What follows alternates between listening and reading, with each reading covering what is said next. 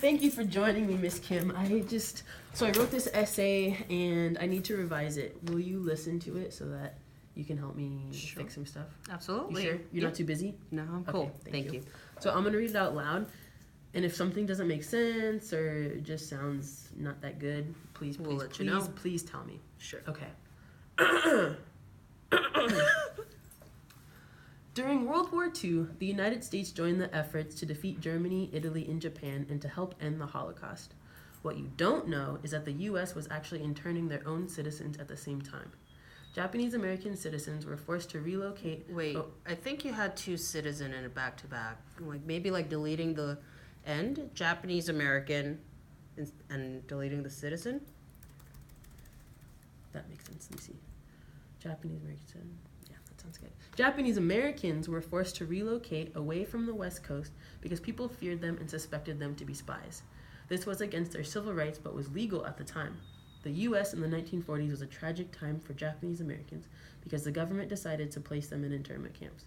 It had long-term effects not only for Japanese people after the war, but even today. That's my intro. Sounds good. Intro sounds good. It hit all the points, yeah. Japanese Americans during World War II were forced to go into internment camps because of Executive Order 9066. In December of 1941, Japan, the country, attacked a U.S. military base in Hawaii. Wait, I don't, like, if people don't really know what Executive Order 9066 is, they don't know who's it signed by or anything, so I would actually add signed by FDR. Okay. And Add signed by FDR. And then some people probably do not know what base it was hit on either, so maybe adding Pearl Harbor after Hawaii. Pearl Harbor. Okay. Perfect. That makes sense. Even though Japanese Americans had nothing to do with the attack, it was used as an excuse to remove them from the West Coast. There was a fear that they would spy and help Japan in the war. There were 10 camps throughout the country in California, Idaho, Utah, Arizona, Wyoming, and Arkansas. People who had previously lived in big cities like Seattle had to leave behind all of their possessions and move to isolated regions of the country.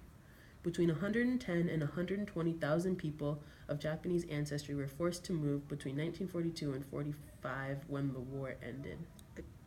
I think that sentence could be maybe reworded. Yeah, I just caught that too. That sounded weird. Yeah, it's kind of funky. Maybe cutting the whole sentence into two sentences, possibly, or maybe rewording stuff, ordering differently, maybe.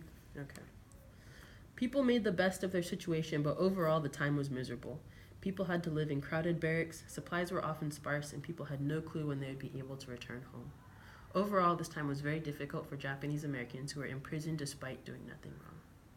Sounds good. Oh, thank you so much, Miss Kim. This was extremely helpful. Thank you.